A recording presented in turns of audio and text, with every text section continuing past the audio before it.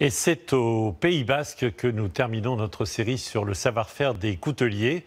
On a vu cette semaine avec quel talent ils transforment la nature en objet, comme ce coutelier de Bidart qui fait du néflier, vous savez ce petit arbre fruitier, un objet d'art. David Bordier et Franck Ortega. C'est l'histoire d'un couteau né au cœur de la campagne. Chaque printemps, quand les néfliers sont en fleurs, au Pays Basque c'est le même rituel. Là-bas, il y en a un de bien. Là, j'enlève tous les débuts de branches. Et certains de ces arbustes vont servir à fabriquer le précieux couteau. Il y a une trentaine d'années, un vieux monsieur était venu me voir et il m'a dit qu'il avait du bois, du néflier. Je me suis toujours dit que le jour où je connaîtrais quelqu'un qui fabriquerait ça, je me lancerai à faire des couteaux, mais rien qu'en néflier, parce que c'est vraiment le bois qui a une grande valeur symbolique ici au Pays Basque. À l'aide de vieux outils, les branches sont scarifiées pour faire monter la sève.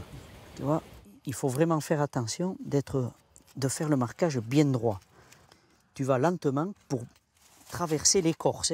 La scarification, c'est pour décorer le bois. On scarifie les bois à partir du mois de mai-juin. On les ramasse au mois de décembre. On les écorce en suivant. On les redresse, on les teinte et on les fait sécher. Cette ancienne ferme du XVIIIe siècle a été transformée en atelier. Des jolis marquages. Ces bois, ça fait 4 ans qu'ils sont en train de sécher ici, là-haut. Ils sont prêts à être utilisés. Je regarde un petit peu, voilà, celui-là il est magnifique, il a un joli veinage. Je vois, la scarification est bien prononcée.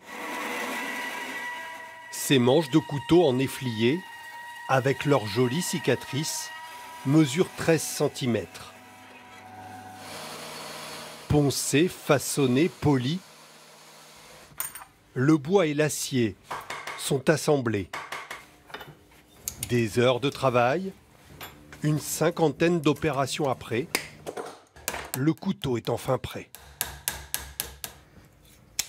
Ce couteau, nous l'avons appelé Artzaina, ça veut dire le berger en basque. L'idée est venue de ce bâton de marche, le maquila, le bâton du basque. Donc cette canne est faite en néflier. C'est un bois qui est emblématique chez nous et qui se transmet de génération en génération. Et dans sa boutique, au milieu des autres modèles fabriqués localement, Pascal se souvient de ses débuts, il y a une trentaine d'années. Mes parents étaient dans le poisson, il fallait des couteaux qui coupent.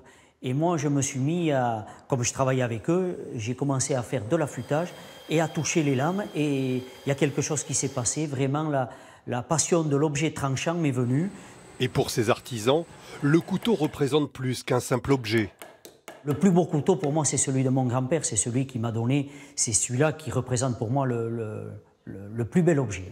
C'est l'histoire de notre vie, voilà, il y a tout qui ressort. On a plaisir à faire vivre encore les choses de nos disparus.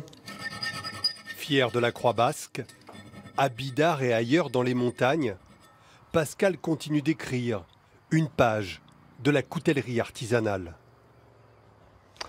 La bourse de Paris, moins 0,51% alors qu'il est à 5420 points. Fin de ce journal. Dans un instant, la météo de Tatiana Silva à 20h, Anne-Claire Coudray. On va se quitter avec quelques images du Mont-Saint-Michel qui attire toujours autant de touristes du monde entier. Très bon après-midi et bon week-end.